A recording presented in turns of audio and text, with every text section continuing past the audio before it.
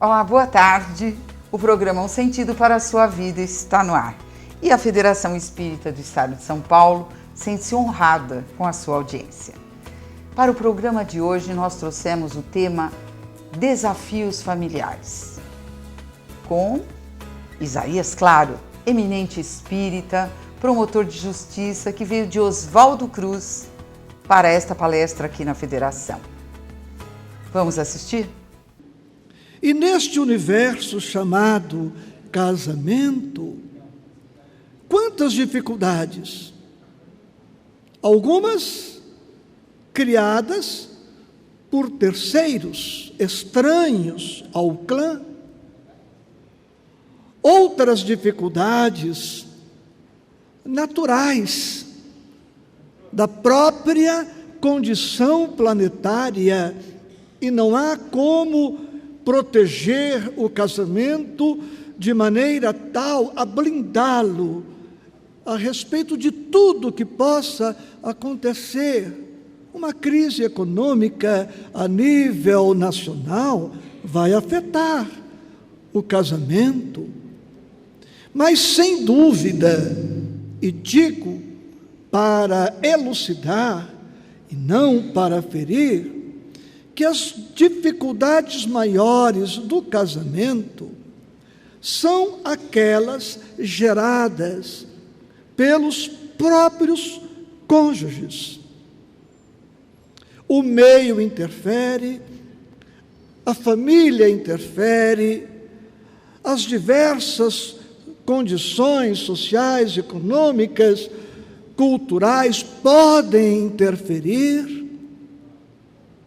mas, sem dúvida, as dificuldades individuais são as que mais estarão presentes. Somos o que somos, onde quer que estejamos e com quem estivermos ou com quem estejamos. Se, ilustrando, eu tenho um complexo de inferioridade, levo isto para o casamento. Se eu tiver um complexo de superioridade, levo isto para o casamento. Qualquer conflito, qualquer sombra, qualquer dificuldade interna pode ser um trauma, um tabu, um conceito que, com o tempo, se não reciclado, se transforma em preconceito. Se eu tiver um paradigma ultrapassado, tudo isto interferirá. Está interferindo o tempo todo, percebendo ou não, o casamento será sempre reflexo do que os cônjuges são, do momento que cada cônjuge está vivendo, vencendo os desafios familiares, valorizando um pouco o título tema. Vencer não significa necessariamente fazer com que a problemática ou o desafio deixe de existir. Vencer um câncer, para dar um exemplo, não significa necessariamente curá-lo. Por vezes, vencer terá o sentido de administrar com competência, extrair benefícios do desafio é vencê-lo. Há situações domésticas, conjugais, irreversíveis, a curto prazo, a médio prazo. E quando a criatura permitir-se permear de uma compreensão diferente, de uma compreensão superior, mesmo que o desafio não cesse, a pessoa poderá tê-lo superado, imprimindo qualidade de vida emocional, psicológica, espiritual à sua vida. As dificuldades, pois, existem. Para começarmos a pensar na superação dos desafios que porventura surjam, precisamos fazer uma distinção entre casa e lar. A casa são o piso, o teto, as paredes, a argamassa, o acabamento, a obra de engenharia física, onde as pessoas viverão ou vivem. Lar são os sentimentos, os compromissos, a história, a construção afetiva, a construção espiritual. E por conta ainda da prevalência dos valores imediatistas, utilitaristas, materialistas, não poucos cônjuges, para ter-me ao casamento agora, invertem os valores, subvertem a importância de uma coisa e outra. Quantas dificuldades, quantas lutas, quantos problemas oriundos desta inversão de valores. Despreza-se, desconsidera-se o lar, união de almas, em favor da união de corpos ou da prevalência dos interesses materiais. Quantas dissensões conjugais por conta de um móvel, de uma mobília, de um carro. Esses cônjuges se esquecem de que as pessoas são mais importantes que as coisas. Não poucas pessoas perdem amigos, companheiros, afetos, por darem a determinadas coisas mais importância do que aos princípios, do que às pessoas propriamente ditas. Então, ter em mente sempre que a casa é importante, mas que o lar é essencial. A casa, grosso modo, pode ser qualquer uma, pode não estar tão adornada, mas se a família tiver consciência da importância de uma coisa e outra, o lar será preservado acima de qualquer outro interesse. De maneira um pouco diferente, é o que encontramos nas questões 715 e seguintes do Livro dos Espíritos. Necessário e supérfluo. A família é o necessário.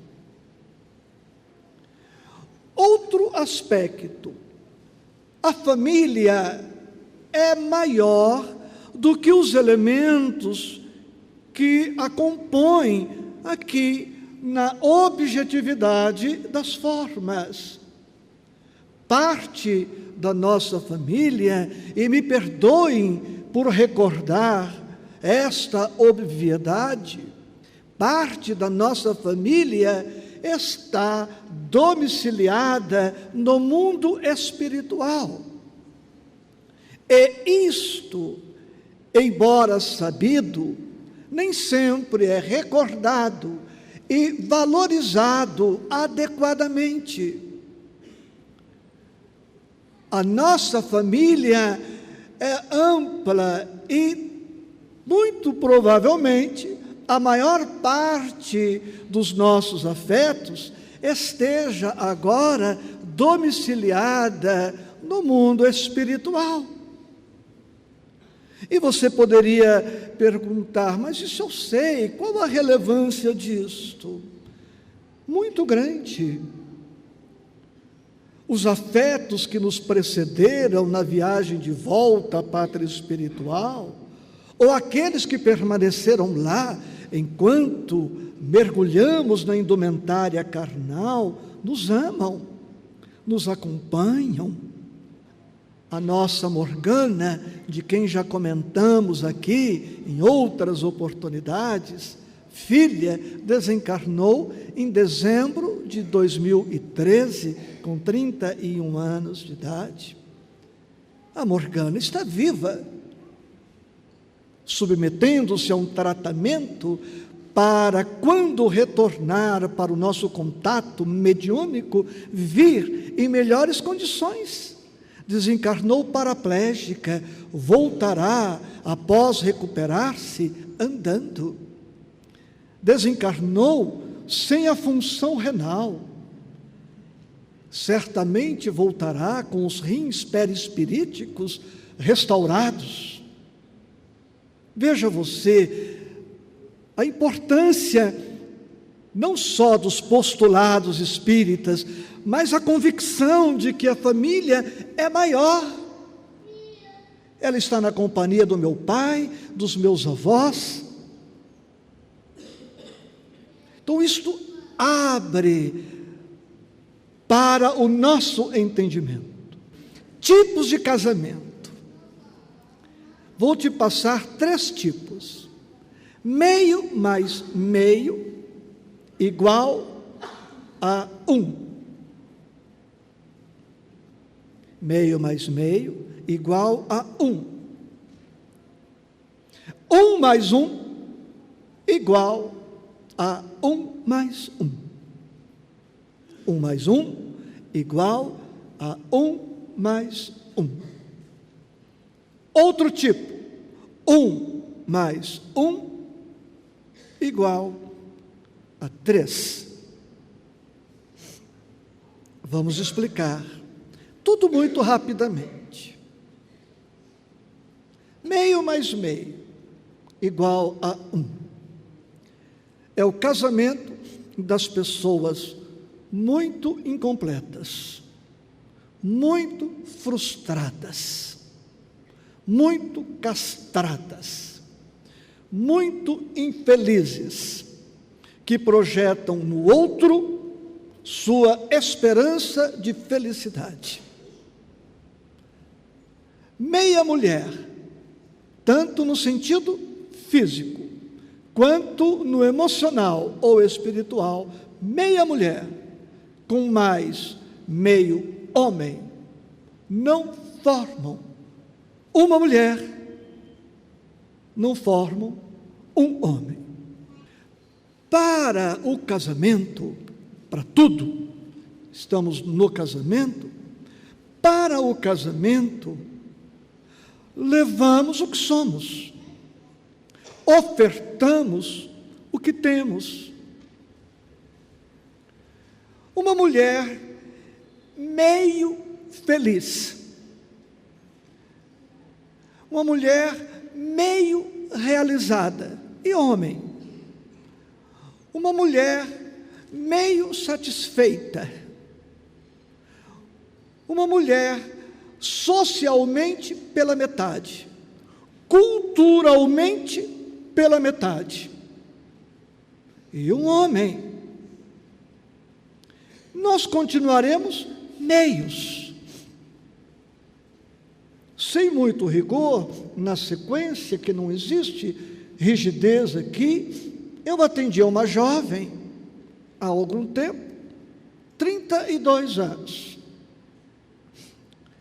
solteira, carente, quer um amor, quer um marido, quer se casar, e ela, no atendimento fraterno, me dizia: eu quero muito encontrar um homem.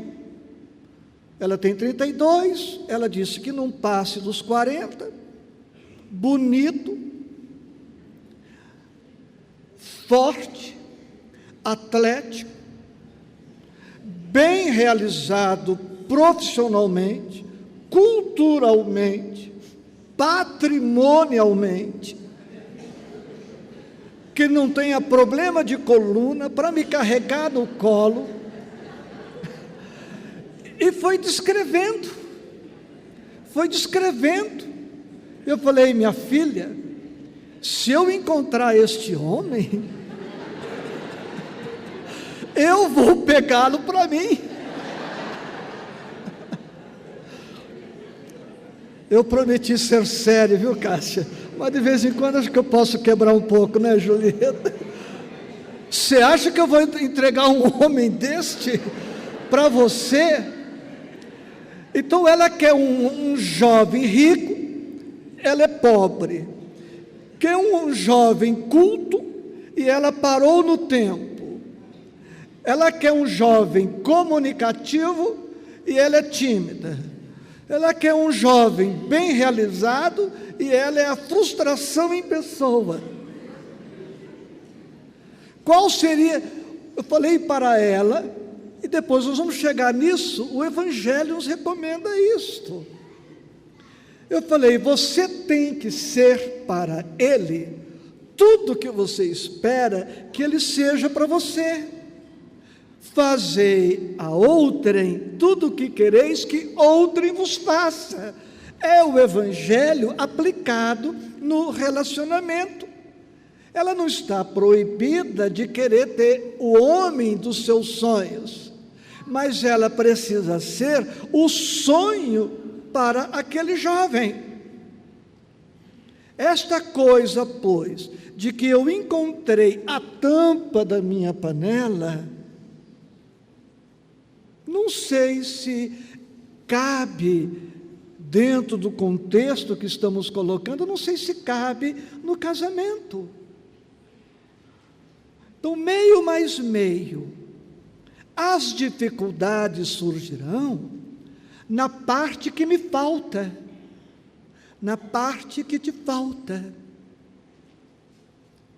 Se um homem inteiro se casa, ou caminhando para a integralidade, para a plenitude, se ele casa com uma meia mulher, vai ser 1 mais meio, dá 1,5. Ele teria que ser 1,5 para suprir o meio que ela é, ou ela teria que ser 1,5 para suprir o meio que ele é. Ocorre que, por osmose, não se comunica nenhum valor. Podemos cooperar, auxiliar no crescimento do outro, mas não ao ponto de suprir o outro, substituir o outro. Vemos muito isso nos filmes e novelas. Não, você não precisa me amar, eu te amo tanto, eu te amo por mim e por você.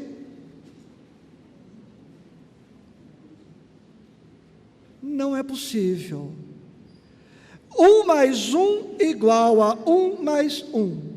É o casamento das pessoas que estão numa condição individual melhor. Mas são 2 pessoas egoístas. 1 mais 1 igual a 1 mais 1. O que é meu, o que é seu.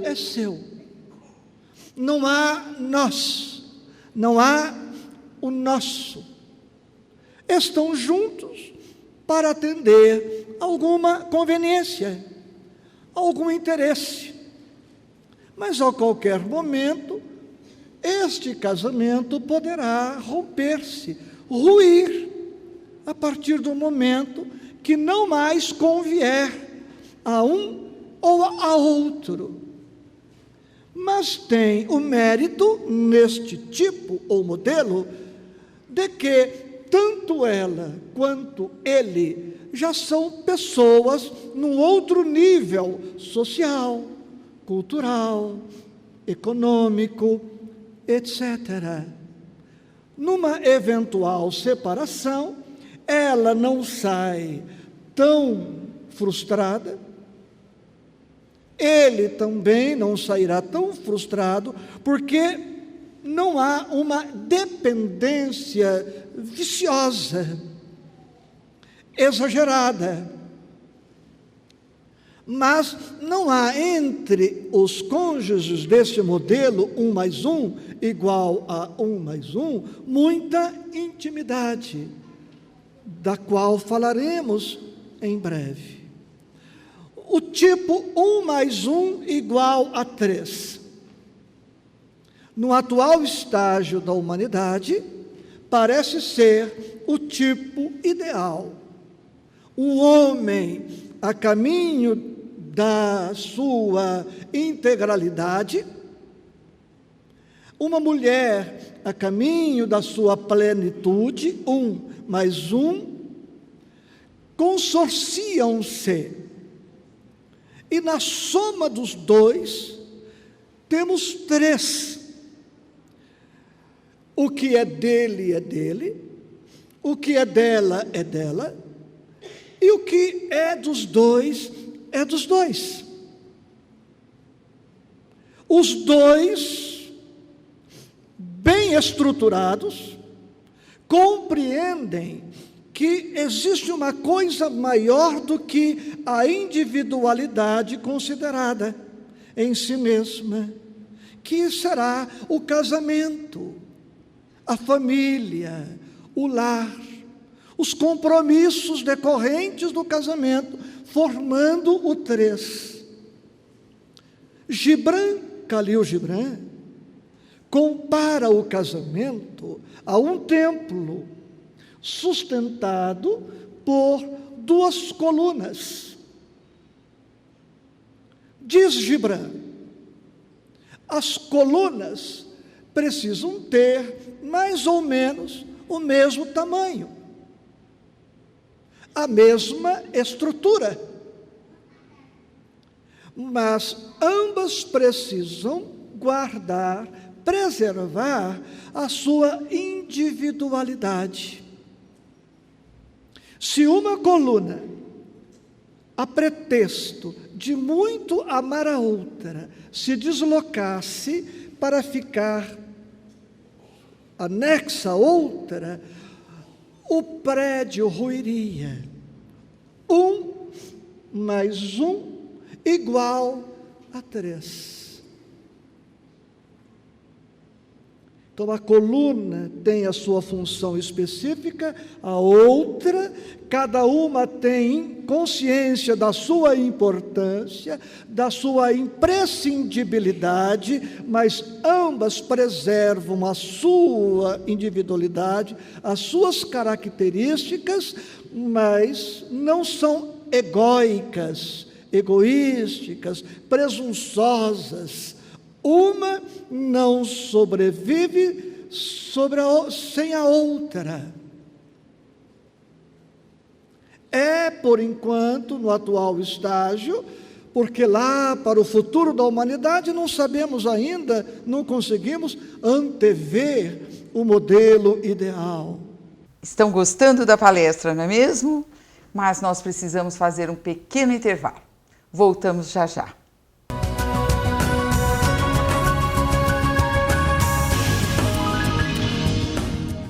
O programa de TV da FESP Um Sentido para a Sua Vida agora tem o WhatsApp.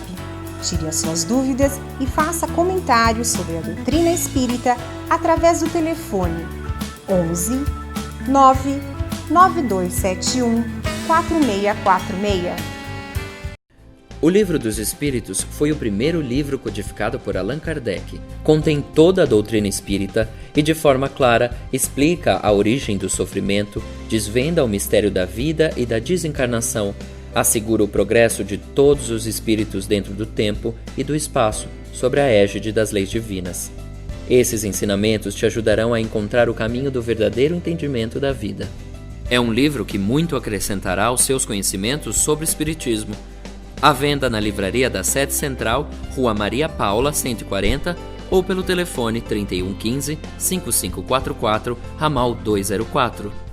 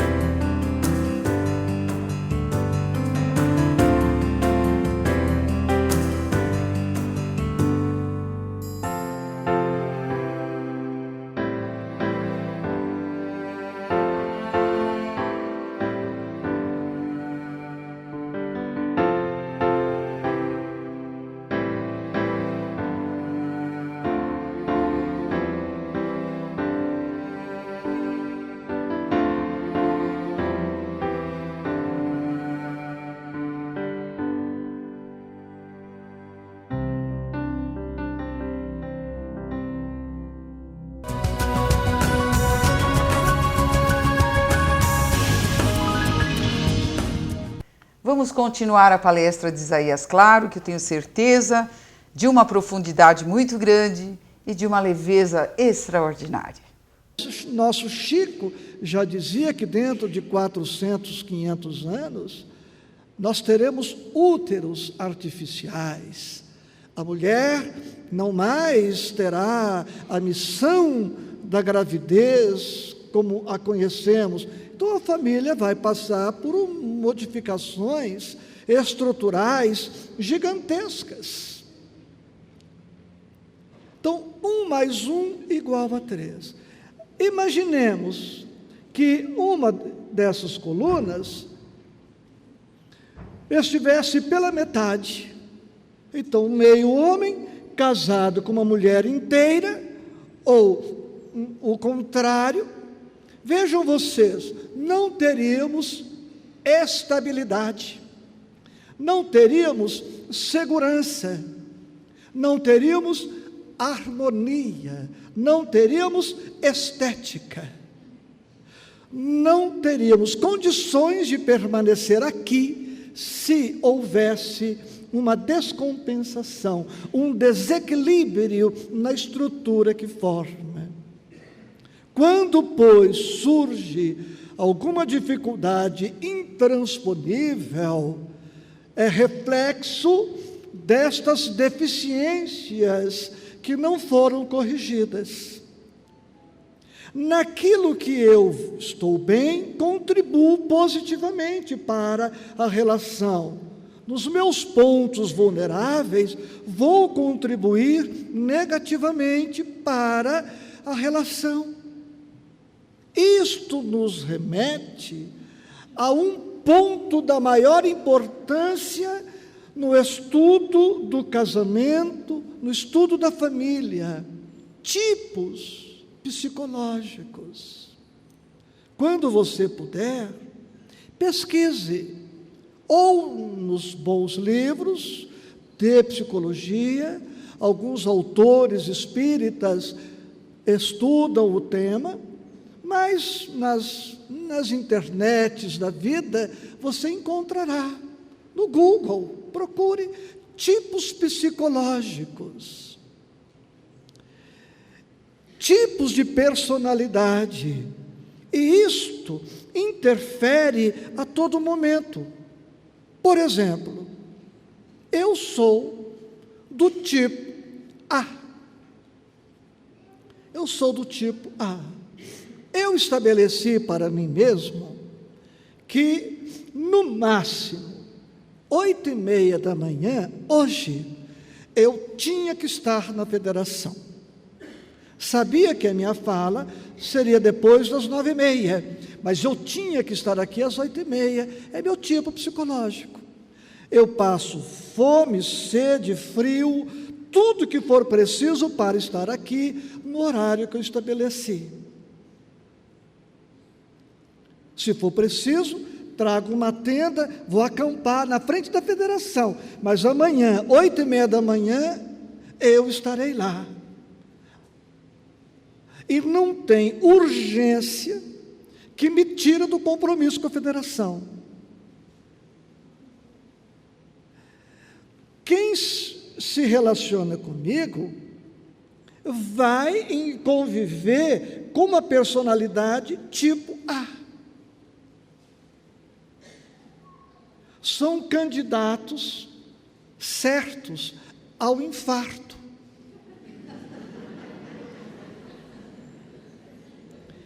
E por isso que eu já infartei em 2008. E foi muito bom infartar. Das melhores experiências da minha encarnação foi o infarto. Tão bom infartar que eu tenho desejado infarte para os meus amigos. Quem aqui é meu amigo? Levante a mão.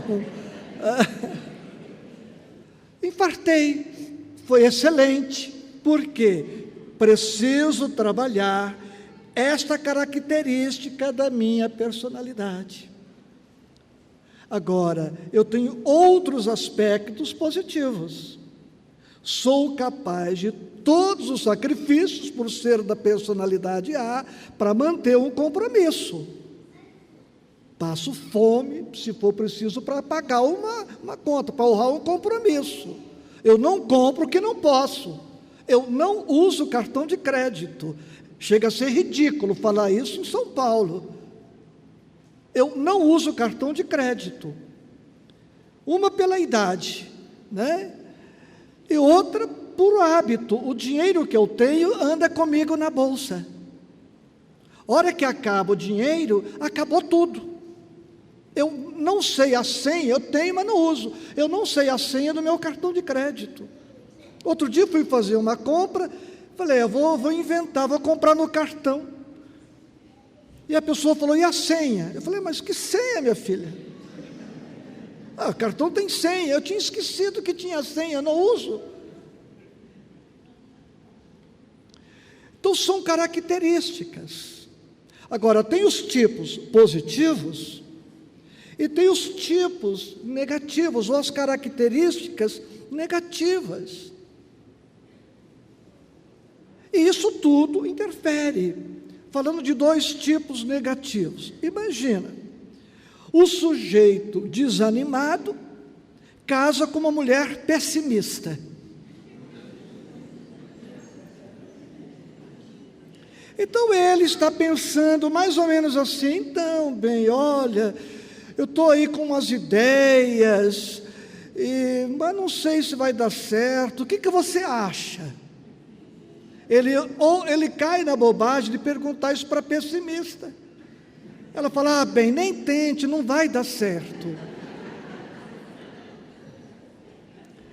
Então, nem sempre é karma. E quase sempre é tipo psicológico, que imbrica no karma. O nosso tipo é o tipo que temos, não pelo karma. O karma é o karma pelo tipo que somos.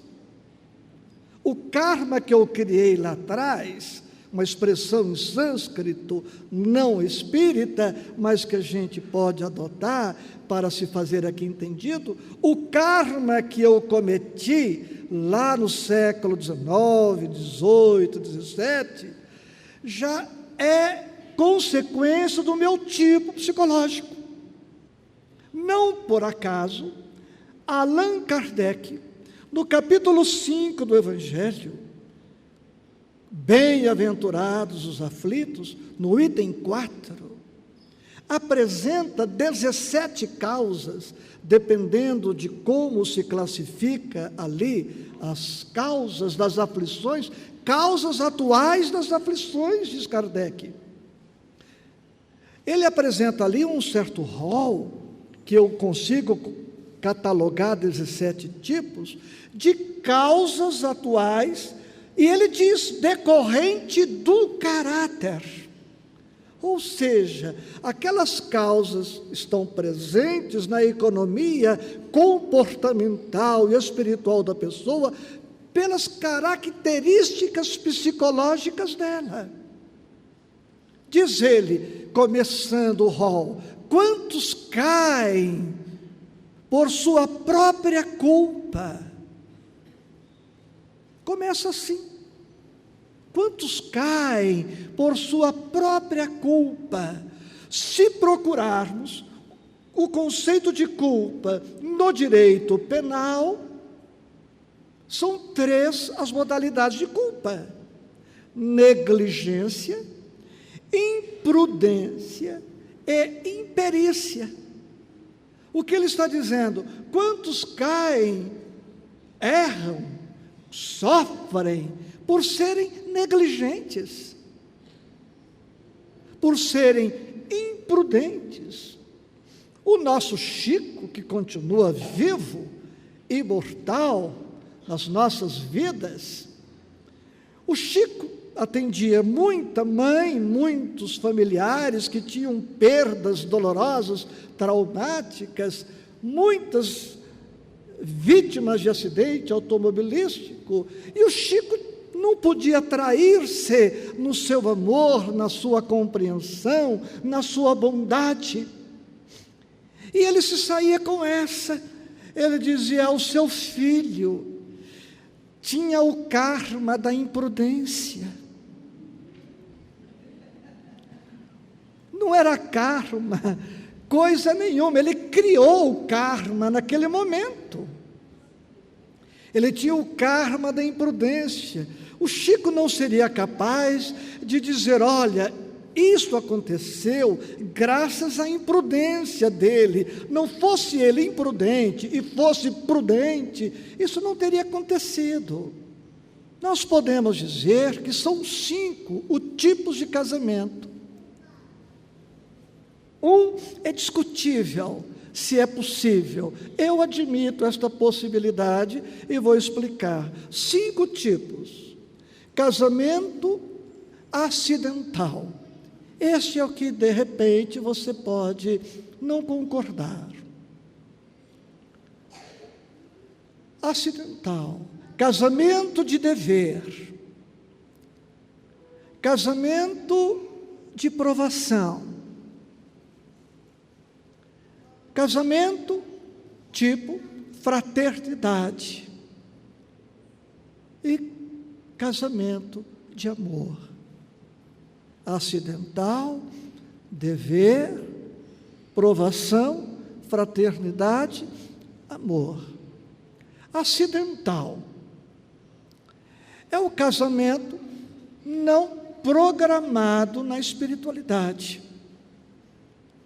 Você não precisa concordar, mas nem tudo na nossa encarnação é fatal. Nem tudo está rigorosamente traçado. Há espíritos que reencarnam programando não casar. Chega aqui, sente cócega insuportável e casa. Você tira a palavra cócega e põe o que você quiser. Eu falei cócega por influência do meu obsessor aqui, né? Tá? Pensei numa palavra amena, que não comprometesse. Não programou não reencarnar, não se casar. Chegou aqui, se casou. Eu tenho um primo, padre, que se apaixonou por uma jovem e por ética, por honra, por respeito à igreja, à família, ao casamento, deixou o sacerdócio e se casou. À guisa de reflexão, não estou afirmando nada, é possível que o compromisso dele inicial tenha sido o sacerdócio e não o casamento. Mas resolveu casar. Livre-arbítrio, meus amores. Questão 843 e seguintes de O Livro dos Espíritos. O livre-arbítrio funciona a todo momento.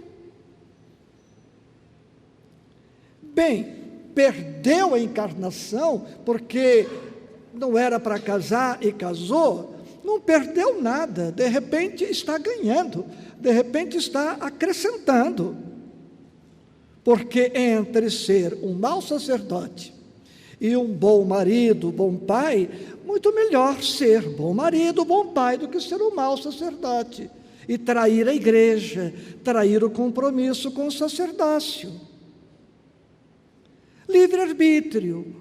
É possível também, minha opinião, se eu tenho entendido um pouco alguns princípios fundamentais da doutrina, estou no livre-arbítrio. O Espírito programou para casar com a pessoa A, chega aqui, confunde A com B, casa com B. E depois encontra A. O que faz? Não sei, pergunta para ele. Uma receita pronta em casamento, meus amigos, eu nunca consegui.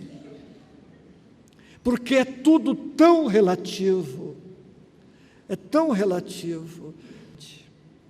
Então a receita para um não é necessariamente para o outro. Um outro caso que eu atendi, só para trazer algumas palhinhas de situações as mais absurdas. A mulher saiu para o trabalho, esqueceu uns documentos em casa, retornou para casa para pegar os documentos, ouviu vozes, e estranhou porque deixaram o marido sozinho, não era para ter ninguém, mas ela estava entrando em casa, entrou no quarto. Quando ela entra no quarto, flagra o marido com o namorado dele, que ela não sabia que possuía, que ele tinha. E ele, como passivo. E aí? Perdoa? Separa? Mata esse desgraçado?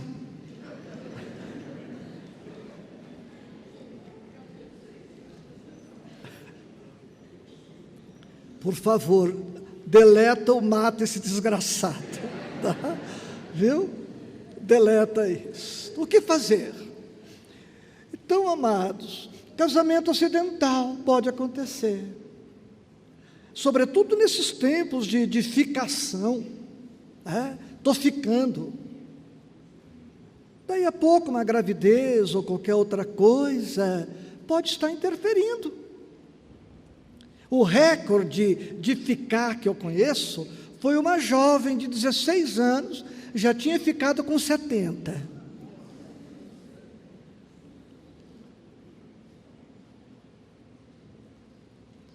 Casamento acidental, casamento de dever.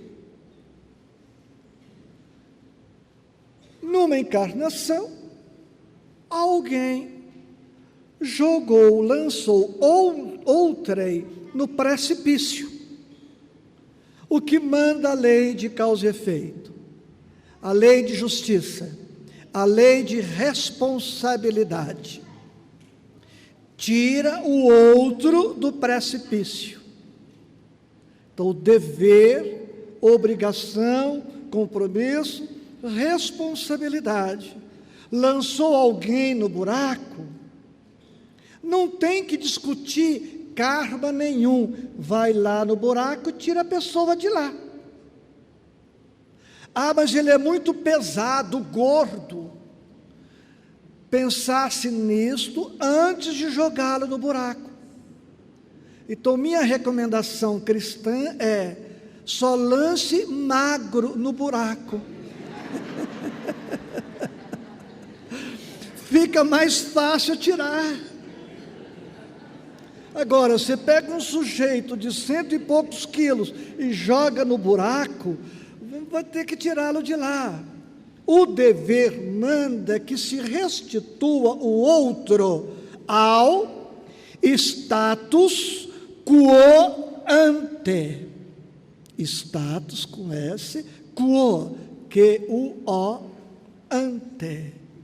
Que se devolva o outro ao status quo ante, à condição anterior àquela crise.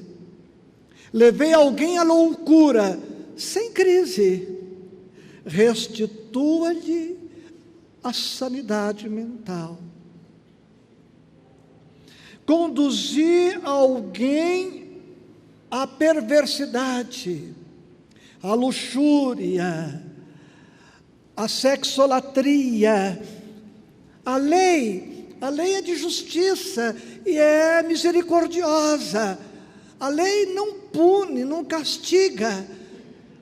E pela misericórdia, a lei cria todas as condições para que eu possa restituir o outro ao status quo ante.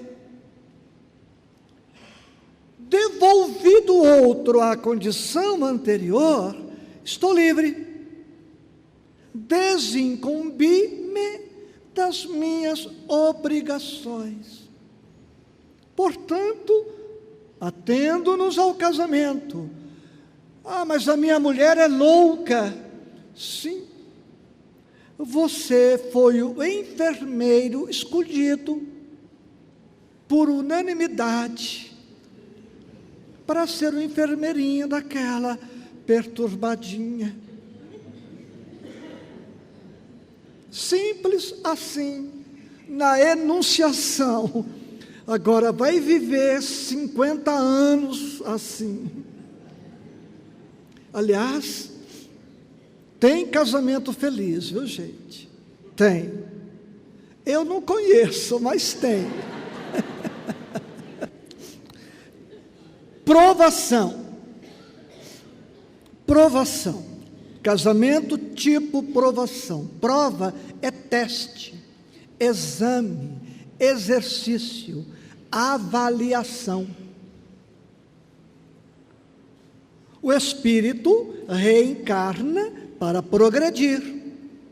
Todos concordamos com isto. Casamento tipo provação.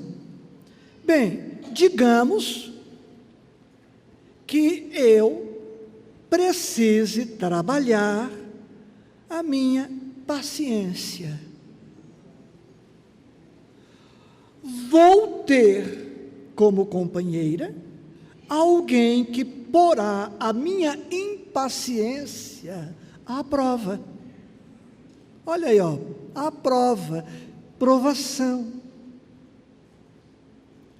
Com a impaciência emergindo, eu realizo o autoconhecimento, porque eu não sabia, até pouco tempo atrás, digamos, eu estou ilustrando, que eu era impaciente naquele nível. Se eu tiver como companheira, ou você como companheiro, ou nós, ou qualquer pessoa, alguém que não nos coloque a impaciência à prova, não crescemos. Neste sentido, podemos dizer que o cônjuge é sempre o professor da disciplina que desejamos aprender ou desenvolver. Até tem aí uma prece que circula aí de boca a ouvido. A prece é esta: Senhor, me dê paciência, porque se você me der força, eu acabo com a vida dele. Não me dê força, porque eu mato, eu quebro o pescoço dele. Então me dê paciência. É uma prece, olha que prece bastante espírita, aliás, né? Casamento de prova. Digamos, uma pessoa muito egoísta, mão fechada, vai se casar com uma pessoa muito mão aberta. Vai ser um problema para os dois. O de mão aberta, pródigo, que gasta sem critério, vai aprender com o egoísta a fazer este movimento aqui, olha, indo para o equilíbrio, enfatizando as sílabas. Libra, equilibra. Distância igual, nem tanto ao mar, nem tanto à terra, equilíbrio. E o egoísta vai aprender com o pródigo o movimento de abrir um pouco a mão. Chega-se no equilíbrio, na harmonia. Quando isto acontece, um desencarna e eles ficam viúvos. Deus é injusto, né? Aí fica viúvo. Aí casa de novo. Começa tudo outra vez. Bom, ficou viúvo, agora falando sério, do ponto de vista doutrinário, missão cumprida. Provação. Casamento, fraternidade, tipo fraternidade. Frater vem do latim, que significa irmão. Felizes os cônjuges que do casamento acidental, do casamento de dever, do casamento de provação, evoluem para o tipo fraternidade. Porque conseguem já, não são tão felizes quanto no casamento de amor, porque não tem tanta afinidade assim, mas já conseguem uma harmonia mínima, um entendimento mínimo, um diálogo mínimo.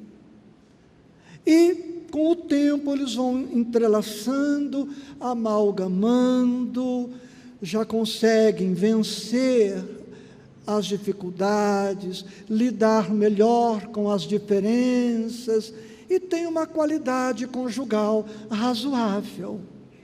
O seu é de fraternidade.